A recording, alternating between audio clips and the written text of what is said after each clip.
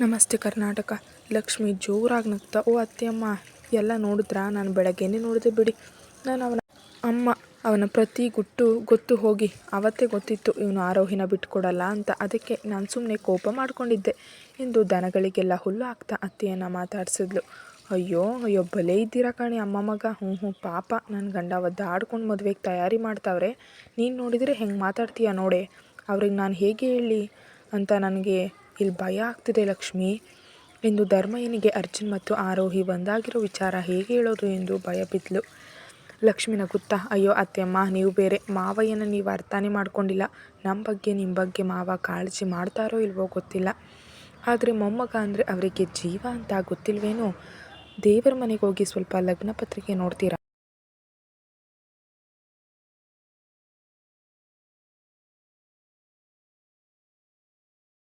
ನಿಮ್ಮ ಗಂಡ ಅಂದರೆ ನನ್ನ ಮಗನ ತಾತ ಅವ್ರಿಗೆ ಗೊತ್ತಿಲ್ವಾ ಇವನ ಆಟ? ಚಿಕ್ಕ ಕೂಸಿಂದಲೂ ಅವನು ಇಷ್ಟಪಟ್ಟಿದ್ದು ಬಿಟ್ಕೊಟ್ಟಿದ್ದೇನು ಇಲ್ಲ ತಾನೇ. ಇನ್ನು ಆರೋಹಿನ ಬಿಡೋಲ್ಲ ಅಂತ ಮಾವಯ್ಯಗೆ ಚೆನ್ನಾಗಿ ಗೊತ್ತಿತ್ತು. ಅದಕ್ಕೆ ಲಗ್ನ ಪತ್ರಿಕೆಯಲ್ಲಿ ಅರ್ಜುನ್ ಮತ್ತು ಆರೋಹಿ ಅಂತಾನೇ ಬರೆಸಿದ್ದಾರೆ ಎಂದು ಹೇಳಿದವಳ ಮಾತು ಕೇಳಿ ಅಮ್ಮಮ್ಮನಿಗೆ ಸಂತೋಷವಾಯಿತು. ತನ್ನ ಗಂಡ ಇಷ್ಟು ದೊಡ್ಡ ಕಿಲಾಡಿ ಎಂದು ಕಣ್ಬಾಯಿ ದೊಡ್ಡದಾಗಿ ಬಿಡುತ್ತಾ, ಅಬ್ಬಾ, ನನ್ನ ಗಂಡ ಭಾಳ ಚತುರ. ನಾವೇ ಹೆಂಗಸರು ಈ ಮನೆಯಲ್ಲಿ ದಡ್ರಲ್ವ ಸೊಸೆ ಮುದ್ದು. ಹೆಂಗೋ ಸರಿ ಚಂದ್ರ ಬಂದ್ಗಳಿಗೆ ಕಣೆ ಎಲ್ಲ ಶುಭ ಆಯಿತು. ಆದರೆ ರಾಹುಲ್ ಬಗ್ಗೆ ಯೋಚಿಸು. ಲಕ್ಷ್ಮಿ ಏನೋ ಭಯ ಕಾಡ್ತಿದೆ. ಅವನು ಆರೋಹಿನ ಹಚ್ಕೊಂಡಿದ್ರೆ ಅಂತ ಕೇಳಿದ್ಲು. ಲಕ್ಷ್ಮಿ ಸೀರೆ ಸೆರಗು ಸೊಂಟಕ್ಕೆ ಸಿಕ್ಕೊಂಡು ಯೋಚಿಸ್ತಾ, ಹ್ಞೂ ಅತ್ತೆಯಮ್ಮ, ಬುಡಿ ದೇವರಿಗೆ ಬಿಡೋಣ. ಈಗ ಬನ್ನಿ, ಏನಾಗಲ್ಲ, ಭಯ ಪಡಬೇಡಿ. ರಾಹುಲ್ಗೆ ಅವಳ ತಂಗಿ ಆಗ್ತಾಳೆ. ರಾಹುಲ್ಗೂ ಅದು ಗೊತ್ತಿರುತ್ತೆ. ಆರೋಹಿಗಾಗಿ ಅರ್ಜುನ್ಗಾಗಿ ನಮ್ಮ ಸೊಸೆ ಮುದ್ದು. ಹಾಗಂತ ಭಗವಂತ ನೋಡಿ ಮಾಡಿದ್ದಾನೆ. ನಾವು ಮನುಷ್ಯರು ನಿರ್ಧಾರ ಮಾಡೋಕ್ಕೆ ಆಗಕ್ಕಿಲ್ಲ ಅತ್ತೆಯಮ್ಮ.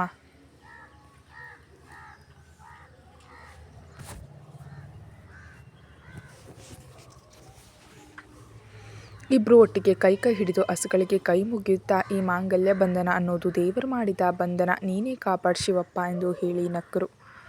ರಾಹುಲ್ ಇವರ ಮಾತೆಲ್ಲ ಕೇಳಿಸ್ಕೊಂಡು ಕೋಪದಲ್ಲಿ ಅಲ್ಲಿಂದ ಹೊರಗೋದನು. ತಿಂಡಿ ತೆಗೆದುಕೊಂಡು ತನ್ನ ಕೋಣೆಗೆ ಬಂದು ಹಾಸಿಗೆ ಮೇಲೆ ಕಣ್ಣು ಮುಚ್ಚಿ ಕುಳಿತವಳ ಮೆಲ್ಲ ಎಬ್ಬಿಸ್ದ.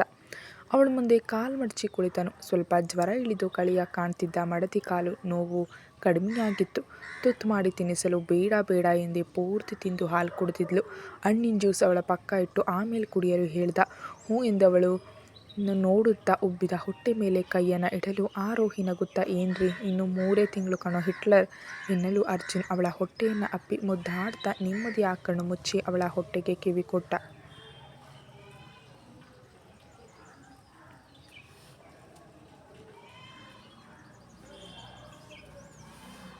ಲೇ ಆರೋಹಿ, ನಮ್ಮ ಮಗಳು ಬೇಗ ಬರ್ತಾಳಲ್ವಾ, ಅವಳಿಗೆ ಹೇಳು ಈ ಅಪ್ಪ ಅವಳನ್ನು ಪುಟ್ಟ ರಾಜ್ಕುಮಾರಿ ಹಾಗೆ ನೋಡ್ಕೊಳ್ತಾನೆ ಅಂತ. ನನ್ನ ಪಾಪು ಮರಿಗೆ ಹೇಳು. ನೀನೇ ಇನ್ನು ಮಗು ಎಂದು ತಿಳಿದಿದ್ದೆ ಆರೋಹಿ, ಆದರೆ ನೀನು ಬಹಳ ಬುದ್ಧಿವಂತೆ. ಹಾಗೆ ನನ್ನೆಷ್ಟು ಪ್ರೀತಿ ಮಾಡ್ತೀಯಾ?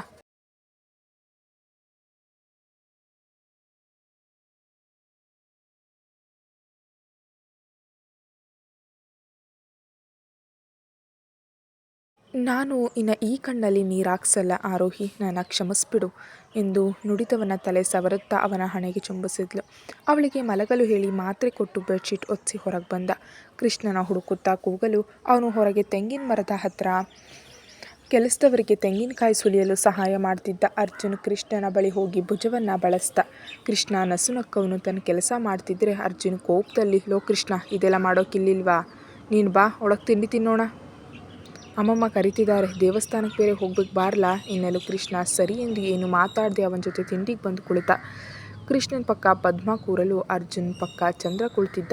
ರಾಹುಲ್ ಅವರ ಎದುರಿಗೆ ಕೂರಲು ಅವನ ಪಕ್ಕ ಸ್ವಾತಿ ಬಂದು ಕುಳಿತಿದ್ಲು.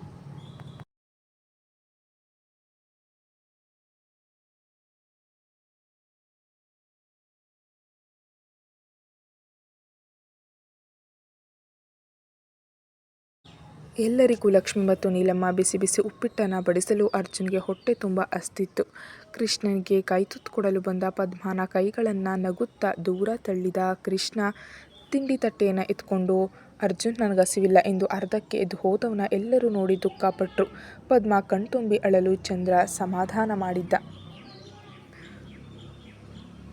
ಅರ್ಜುನ್ ತನ್ನ ಅತ್ತೆಗೆ ಕಣ್ಣಲ್ಲಿ ಸಮಾಧಾನ ಹೇಳಿ ಮಾವನಿಗೆ ಹೇಳಿ ತನ್ನ ತಟ್ಟೆಯನ್ನು ಎತ್ಕೊಂಡು ಕೃಷ್ಣನ ಬಳಿಗೆ ಹೋಗಿದ್ದ. ಲೋ ಕೃಷ್ಣ ನಿಲ್ಲೋ ಎನ್ನಲು ತಟ್ಟೆ ತೊಳೆಯಲು ಹೋದವನು ಅಲ್ಲೇ ನಿಂತ. ಅವನ ಕೈ ಹಿಡಿದು ಅಡುಗೆ ಮನೆ ಕರ್ಕೊಂಡು ಬಂದು ಕೂರಿಸಿದವನು ತುತ್ತು ಮಾಡಿ ಬಾಯಿಗಿಟ್ಟಿದ್ದ. ಏನು ನೀನು ತಟ್ಟೆಗಾಕಿ ತಿಂಡಿ ಬೇಡ ಅಂತ ಹೇಳೋದು ತಪ್ಪು ಕಣ್ಲ. ಒಂದೊಂದು ಅಗಳಿಗೂ ಲೆಕ್ಕ ಹಾಕ್ತಾ ಬೆವರು ಸುರಿಸಿ ಬದುಕೋ ರೈತರು ಕಣೋ ನಾವು. ನಾವೇ ತಟ್ಟೆಯಲ್ಲಿನ ಅನ್ನ ಚೆಲ್ಲಿದ್ರೆ ದೇವರು ಮೆಚ್ತಾನ? ಕೃಷ್ಣ ನನಗೆ ಗೊತ್ತು ನಿನ್ನ ಮನಸ್ಸಲ್ಲಿ ಪದ್ಮಾವತಿ ಬಗ್ಗೆ ದ್ವೇಷ ಐತೆ. ಅದನ್ನು ನಾನು ಕೇಳಕ್ಕಿಲ್ಲ. ಹಾಗಂತ ನೀನು ಕೋಪನ ತಿನ್ನೋ ಅನ್ನದ ಮೇಲೆ ತೋರಿಸೋದು ಯಾವ ಸೀಮೆ ನ್ಯಾಯ ಕಣ್ಲ ಎಂದು ಕೋಪದಲ್ಲಿ ಗದರ್ದ.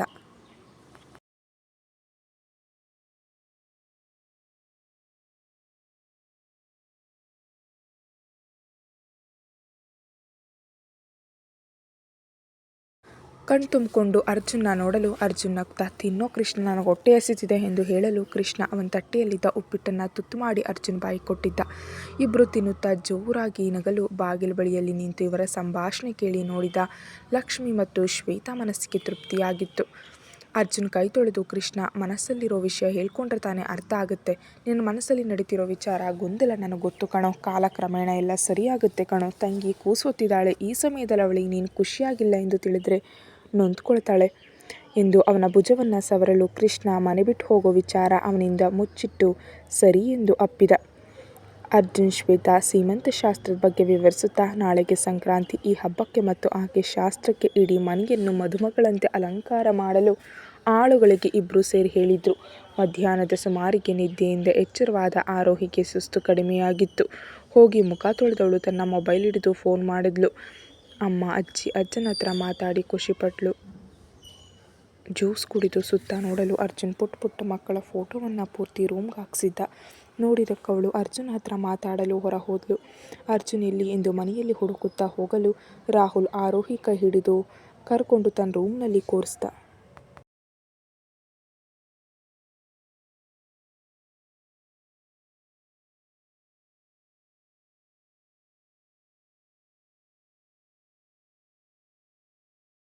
ಆರೋಹಿ ಆರಾಮಿದ್ಯಾ ಎನ್ನಲು ಹ್ಞೂ ರಾಹುಲ್ ಎಂದು ನಗುತ್ತಾ ಉತ್ತರ ಕೊಟ್ಟವಳ ಮುಗ್ಧ ನಗುವನ್ನು ತನ್ನ ಕಣ್ತುಂಬಿಕೊಂಡ. ಅವಳಿಗೆ ತಾನು ತಂದ ಚಾಕ್ಲೇಟ್ ಕೊಡಲು ಪುಟ್ಟ ಮಗುವಿನ ಹಾಗೆ ಅದನ್ನು ಅವನಿಂದ ಪಡೆದು ಖುಷಿಯಿಂದ ಥ್ಯಾಂಕ್ಸ್ ರಾಹುಲ್ ಎಂದು ಲಘುವಾಗಿ ಅಪ್ಪಿದವಳ ಬೆನ್ನು ಸವರದವನು ನಗುತ್ತಾ ನಿಂತ. ಆರೋಹಿ ಅರ್ಜುನ್ ಹುಡ್ಕೊಂಡು ಅಲ್ಲಿಂದ ಹೋಗಲು ರಾಹುಲ್ ನಗುತ್ತಾ ಆರೋಹಿ ಇನ್ನು ಒಂದೇ ವಾರ ನಿನ್ನ ಯಾರ ಕೈಗೂ ಸಿಗದ ಹಾಗೆ ವಿದೇಶಕ್ಕೆ ಕರ್ಕೊಂಡು ಹೋಗ್ತೀನಿ. ನೀನು ನನ್ನವಳು ಎಂದವನು ಅರ್ಜುನ್ ಮತ್ತು ಆರೋಹಿಯನ್ನು ಶಾಶ್ವತವಾಗಿ ದೂರ ಮಾಡೋ ಉಪಾಯ ಮಾಡಿದ್ದ. ವಿದೇಶಕ್ಕೆ ಹೋಗಲು ವೀಸಾ ಪಾಸ್ಪೋರ್ಟ್ ಎಲ್ಲವನ್ನ ತಯಾರು ಮಾಡಿಕೊಳ್ಳಲು ಗಾಡಿ ಹತ್ತಿ ನಗರದ ಕಡೆಗೆ ಹೊರಟ. ಮನಸ್ಸಲ್ಲಿ ನನ್ನ ಕ್ಷಮಿಸು ಆರೋಹಿ, ನಿನ್ನ ಕಿಡ್ನಾಪ್ ಮಾಡಿ ಇಲ್ಲಿಂದ ಬಹುದೂರ ಕರ್ಕೊಂಡು ಹೋಗ್ತಿರುವೆ. ನಾನು ಇಷ್ಟಪಟ್ಟಿದ್ದು ನನಗೆ ಯಾವುದೂ ಸಿಕ್ಕಿಲ್ಲ, ಆದರೆ ನಿನ್ನ ನಾನು ಕಳೆದುಕೊಳ್ಳಲ್ಲ. ಅರ್ಜುನ್ ಅಂತ ಕಠೋರ ಹೃದಯದವನಿಂದ ನಿನ್ನ ಕಾಪಾಡಿ ಹೂವಿನಾಗಿ ನಾನು ನೋಡ್ಕೊಳ್ತೀನಿ. ಅರ್ಜುನ್ ನಿನ್ನ ಕೈಯನ್ನು ನನ್ನ ಕೈ ಕೊಟ್ಟಾಗಲೇ ಅವನು ನಿನ್ನ ಸಂಬಂಧ ಮುಗಿದ ಅಧ್ಯಾಯ. ಇನ್ನು ಈ ರಾಹುಲ್ ರಾಜ್ ನಿನಗೆ ಯಾರು ಕೊಡದಷ್ಟು ಖುಷಿ ಸುಖ ನೆಮ್ಮದಿ ಕೊಡುವೆ, ಪ್ರೀತಿ ಕೊಟ್ಟು ಕಾಪಾಡಿಕೊಳ್ಳುವೆ. ನಿನ್ನ ಮಗುವನ್ನು ಕೂಡ ಚಿನ್ನದ ಹಾಗೆ ಜೋಪಾನ ಮಾಡಿ ಬೆಳೆಸುವೆ ಎಂದು ಪ್ರತಿಯೊಂದು ಪ್ಲ್ಯಾನ್ ಮಾಡಿ ಗಾಡಿಯನ್ನು ವೇಗವಾಗಿ ಓಡಿಸ್ದ.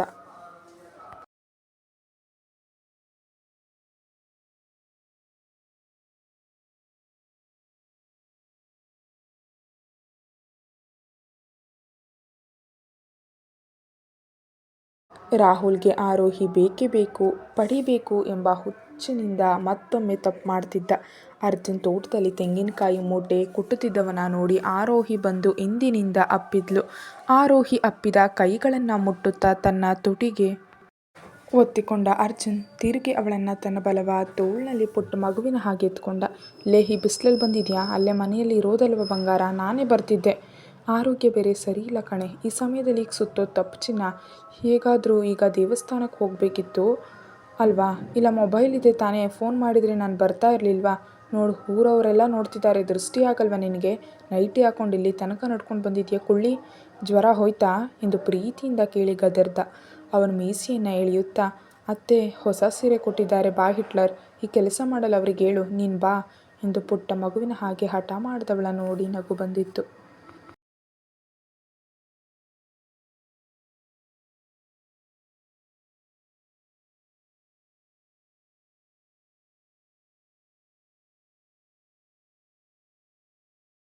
ಸರಿ ಸರಿ ಬರ್ತೀನಿ. ಲೇ, ನಿನ್ನ ದೇಹ ಬೆಳೆದಿದೆ, ಬುದ್ಧಿ ಮಾತ್ರ ಬೆಳೆದಿಲ್ಲ ಕಣೆ, ಬಾ ಎಂದು ಅವಳನ್ನು ತನ್ನ ತೋಳಿನಲ್ಲಿ ಎತ್ಕೊಂಡು ಕರ್ಕೊಂಡು ಮನೆಗೆ ಹೊರಟ. ತೋಟದಲ್ಲಿ ಎಲ್ಲರೂ ನಗುತ್ತಾ ಈ ಮುದ್ದಾದ ಜೋಡಿಗೆ ದೃಷ್ಟಿ ತೆಗೆದ್ರು. ಪದ್ಮ ಸೀರೆ ಉಡುತ್ತಾ ಕನ್ನಡಿ ಮುಂದೆ ನಿಲ್ಲಲು ಹಿಂದಿನಿಂದ ಅಪ್ಪಿದ ಗಂಡನನ್ನು ನೋಡಿ ನಾಚಿದ್ಲು. ಭಾವ ಎಂದ ಮಡದಿ ಹಣೆಗೆ ಕುಂಕುಮ ಇಟ್ಟ ಚಂದ್ರ. ಇಷ್ಟು ದಿನ ಅದೆಷ್ಟು ಕಷ್ಟಪಟ್ಟಿದೀಯಾ, ಇನ್ನು ನೀನು ನಗ್ತಾ ಇರಬೇಕು, ಖುಷಿಯಿಂದ ನಲಿಬೇಕು, ಮಗುವಿನ ಹಾಗೆ. ಪದ್ಮ ನಾವು ಕಳೆಕೊಂಡ ಪ್ರತಿ ಕ್ಷಣಗಳನ್ನು ಅನುಭವಿಸ್ಬೇಕು ಎಂದು ಕೆನ್ನೆಗೆ ಮುತ್ತುಕೊಟ್ಟವನ ನೋಡಿ ದೊಡ್ಡ ಕಣ್ಬಿಟ್ಲು. ರೀ, ಏನ್ರಿ ಇದು, ನಾವೇನಿನ್ನು ವಯಸ್ಸಿನ ಯುವಕರ? ಮೊಮ್ಮಕ್ಕಳು ಬರೋ ವಯಸ್ಸಾಯಿತು ಬಿಡಿ ನನ್ನ, ಛೀ ಎಂದು ನಾಚಿದವಳ ಮತ್ತೆ ಗಟ್ಟಿಯಾಗಿ ಹಿಡಿದು ಅಪ್ಪಿದ ಚಂದ್ರ. ಯಾರೇ ನನಗೆ ವಯಸ್ಸಾಯಿತು ಅಂದಿದ್ದು? ಅನುಮಾನನಾ? ಈ ಬಿಳಿ ಮೀಸೆಗೂ ಒಂದು ಗತ್ತಿದೆ ಕಣೆ, ಈಗಲೂ ಹ್ಞೂ ಅನ್ನು, ಆಮೇಲೆ ನೋಡು ನಿನ್ನ ಗಂಡನ ಪೌರುಷ ಎಂದು ಮೀಸೆ ಮುಟ್ಟಿ ಗತ್ತಿನಲ್ಲಿ ನುಡಿದ ಚಂದ್ರನ ಎದೆಗೆ ಗುದ್ದುತ್ತಾ. ಭಾವ ಬಿಡು ಎಂದು ಹೇಳಿದ್ರು ಬಿಡಲಿಲ್ಲ. ವಯಸ್ಸಾದರೂ ಅವರ ಅಮೂಲ್ಯ ಕ್ಷಣಗಳನ್ನು ಕಳ್ಕೊಂಡಿದ್ದ ಚಂದ್ರ ಮತ್ತೆ ಅದನ್ನು ಪಡೆದಿದ್ದ.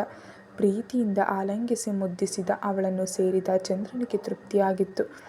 ಅವನ ತೋಳಲ್ಲಿ ಕಣ್ಣು ಮುಚ್ಚಿದವಳ ಪ್ರೀತಿಯಿಂದ ಮುದ್ದಿಸುತ್ತಾ ಮಕ್ಕಳ ಬಗ್ಗೆ ಮಾತಾಡ್ತಾ ಹಾಗೆ ಸಮಯವನ್ನು ಕಳೆದ್ರು. ಪದ್ಮ ಭಯದಲ್ಲಿ ಎತ್ಕುಳಿತು. ಅಯ್ಯೋ ಭಾವ, ಈಗ ಇನ್ನೊಂದು ಮಗು ಆದರೆ ಏನು ಗತಿ ಎನ್ನಲು ಚಂದ್ರ ಜೋರಾಗಿ ನಗುತ್ತಾ, ಆಗಲಿ ಬಿಡೆ, ಕೃಷ್ಣ ಮತ್ತು ರಾಜ ಇದ್ದಾರಲ್ವಾ, ನಮ್ಮ ಮಗುವನ್ನು ಚೆನ್ನಾಗಿ ನೋಡ್ಕೊಳ್ತಾರೆ. ನನಗೆ ಅಂತೂ ಬೇಕು.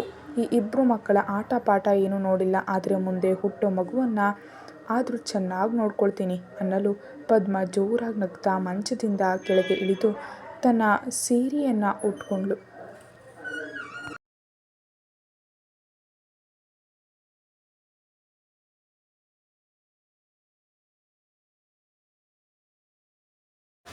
ರೀ, ಹೋಗಿಪ್ಪ ನೀವು, ಈ ವಯಸ್ಸಿನಲ್ಲಿ ಮಗು ಹೆತ್ತರೆ ನಗ್ತಾರಷ್ಟೇ, ನಾನು ಸ್ನಾನಕ್ಕೆ ಹೋಗ್ತೀನಿ ಎಂದು ಹಿತ್ತಲಿಗೋದ್ಲು.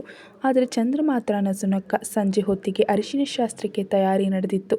ಅದಾಗಲೇ ಆರೋಹಿ ಅರ್ಜುನ್ ಒಂದಾದ ಸುದ್ದಿ ತಿಳಿದ ಧರ್ಮಯ್ಯ ಮತ್ತು ಸೂರ್ಯ ಖುಷಿಯಿಂದ ಆರೋಹಿ ಮತ್ತು ಅರ್ಜುನನ್ನು ಅರಸಿದ್ರು. ಆರೋಹಿಗೆ ತಾಯಿ ಮನೆಯ ಸೀರೆ ಒಡವೆ ಎಲ್ಲವೂ ಕೊಡಲು ಅರ್ಜುನ್ ಅವಳನ್ನು ಮದುಮಗಳಂತೆ ಸಿಂಗರಿಸಿದ್ದ. ಕುಂಕುಮ ಅರಿಶಿನ ಹಚ್ಚಿ ನಕ್ಕವನ ಮೀಸೆ ಎಳೆದು ತುಂಟಾಟ ಮಾಡಿದ ಹುಡುಗಿ ತುಟಿಯನ್ನು ಬಿಡದೆ ಹೀರಿದ್ದ.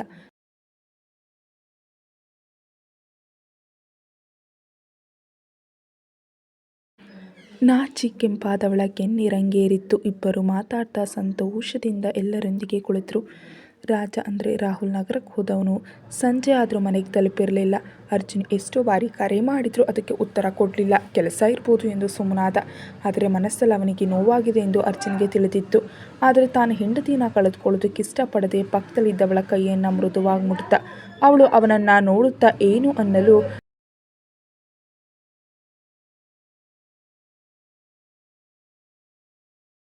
ಕ್ಷಮಿಸು ಆರೋಹಿ ಎಂದು ಅಳುತ್ತಾ ನೋಡುತ್ತಿದ್ದ. ಅವಳು ಅವನ ಕಣ್ಣು ಬರೆಸಿ, ಲೋ ಮಾಮ, ಇದೇನಪ್ಪ ಹೀಗೆ, ನನ್ನ ಅರ್ಜುನ್ ಹಿಟ್ಲರ್ ಥರ ಇದ್ರೇನೆ ಚಂದ ಕಣೋ ಎಂದು ಹೇಳಿ ಕಚ್ಕುಳಿ ಕೊಡಲು ಅರ್ಜುನ್ ಅವಳನ್ನು ಓಡಿಸ್ಕೊಂಡು ಹೋಗಿದ್ದ. ಇಡೀ ಮನೆ ಸುತ್ತಿ ಸುಸ್ತಾಗಿ ಹೊಟ್ಟೆ ಹಿಡಿದು ಕೂರಲು ಅರ್ಜುನ್ ಭಯದಲ್ಲಿ ಹತ್ತಿರ ಬಂದು ನೋಡಲು ಹುಡುಗಿ ನಗುತ್ತಾ ಮತ್ತೆ ಓಡಿದ್ಲು. ಇಬ್ಬರ ಖುಷಿ ತುಂಟಾಟ ನೋಡಿ ಮನೆಯವರಿಗೆಲ್ಲ ಖುಷಿಯಾಗಿತ್ತು. ಪದ್ಮ ಅದೆಷ್ಟು ಬಾರಿ ಕರೆ ಮಾಡಿದ್ರು ರಾಹುಲ್ ಫೋನ್ ಎತ್ತಿರಲಿಲ್ಲ. ಚಂದ್ರ ಪದ್ಮಗೆ ಸಮಾಧಾನ ಹೇಳಿ ದೇವಸ್ಥಾನಕ್ಕೆ ಹೊರಡಲು ಹೇಳಿದ.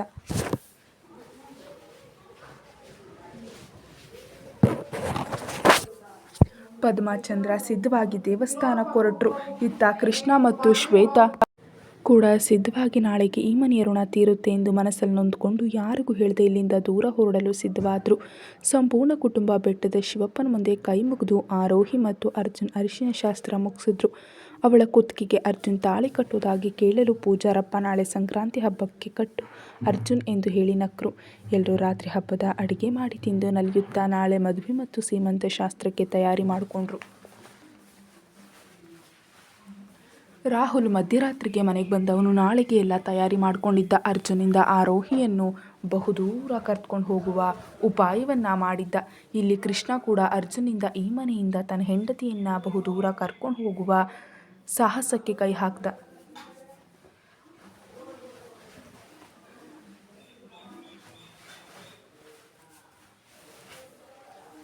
ಮುಂಜಾವಿನ ಕೋಳಿ ಕೂಗಲು ಆರೋಹಿ ಮೆಲ್ಲ ಕಣ್ಬಿಟ್ಟಿದ್ಲು. ಪಕ್ಕದಲ್ಲಿ ಮಲಗಿದ್ದ ಅರ್ಜುನನ್ನು ನೋಡುತ್ತಾ ಕೆನ್ನೆ ಕೆಂಪು ಮಾಡಿಕೊಂಡು ಹುಡುಗಿ ಸಾಯೋವರೆಗೂ ಅವನ ಜೊತೆಯಲ್ಲಿ ಇರೋ ಮಾತು ಕೊಟ್ಟಿದ್ಲು.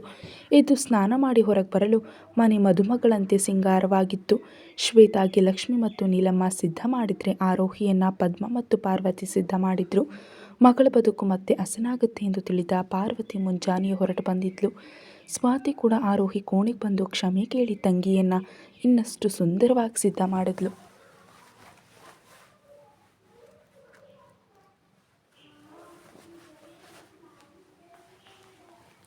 ಅರ್ಜುನ್, ಕೃಷ್ಣ ಮತ್ತು ರಾಜ್ 3 ಜನರು ಒಂದೇ ರೀತಿ ಬಟ್ಟೆಯನ್ನು ಹಾಕ್ಕೊಂಡ್ರು. ಮೊದಲು ಸೀಮಂತ ಶಾಸ್ತ್ರವನ್ನು ಮುಗಿಸಿದ ಮನೆಯವರು ಅರ್ಜುನ್ ಮತ್ತು ಆರೋಹಿ ವಿವಾಹವನ್ನು ಮಾಡಲು ಸಿದ್ಧತೆ ಮಾಡಿಕೊಂಡ್ರು. ಹುಡುಗಿಯನ್ನು ಕರ್ಕೊಂಡು ಬನ್ನಿ ಎಂದು ಪೂಜಾರಪ್ಪ ಹೇಳಲು ಅರ್ಜುನ್ ಆರೋಹಿ ಎಲ್ಲೇ ಎಂದು ಪೂರ್ತಿ ಮನೆ ಹುಡುಕ್ತಾ ಎಲ್ಲೂ ಸಿಗಲಿಲ್ಲ. ಗಾಡಿ ಹತ್ತಿ ಹುಡುಕಿದ್ರೂ ಪ್ರಯೋಜನವಾಗಲಿಲ್ಲ. ಆರೋಹಿಯ ರಾಜ್ ಕಿಡ್ನಾಪ್ ಮಾಡಿದ್ದ. ಇತ್ತ ಸೀಮಂತ ಶಾಸ್ತ್ರ ಮುಗಿದ ಕೂಡಲೇ ಕೃಷ್ಣ ಮತ್ತು ಶ್ವೇತಾ ರಾಮೇಶ್ವರ ಬಸ್ ಹತ್ತಿದ್ರು. ಇತ್ತ ಆರೋಹಿ ಕಾಣದೆ ಒದ್ದಾಡ್ತಿದ್ದ ಅರ್ಜುನ್ ಅತ್ತ ತಂಗಿ ಮತ್ತು ಕೃಷ್ಣ ಎಲ್ಲ ಎಂದು ಕೇಳಿ ಅಲ್ಲೇ ಕುಸಿದು ಕುಳಿತ.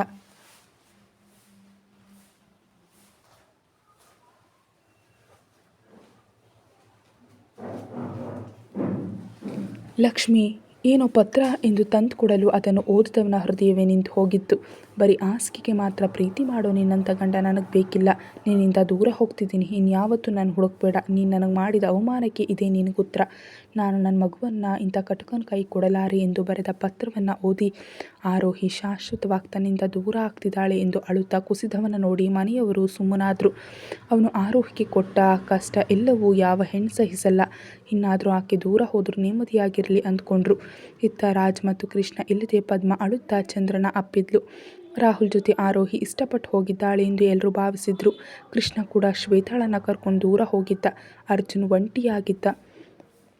ತನ್ನ ತಪ್ಪುಗಳನ್ನೆಲ್ಲ ಕಣ್ಮುಂದೆ ಬರಲು ಮೊದಲ ಬಾರಿಗೆ ಹೆಂಡದ ಅಂಗಡಿ ಹೊಕ್ಕಿದ್ದ. ಕಂಠ ಪೂರ್ತಿ ಕುಡಿದವನು ಆರೋಹಿಯನ್ನು ನೋಡಬೇಕು, ಕಾಲು ಹಿಡಿದು ಕ್ಷಮೆ ಕೇಳಬೇಕು ಅಂದ್ಕೊಂಡ. ಆದರೆ ಕಾಲ ಮಿಂಚು ಹೋಗಿತ್ತು. ರಾಹುಲ್ ಅವಳ ಮೂಗಿಗೆ ಮೂರ್ಛೆ ಔಷಧಿ ಹಿಡಿದು ತನ್ನ ಕಾರ್ನಲ್ಲಿ ಕರ್ಕೊಂಡು ಹೋಗಿದ್ದ. ಕತೆ ಮುಂದುವರಿಯುತ್ತೆ. Thank you so much for watching.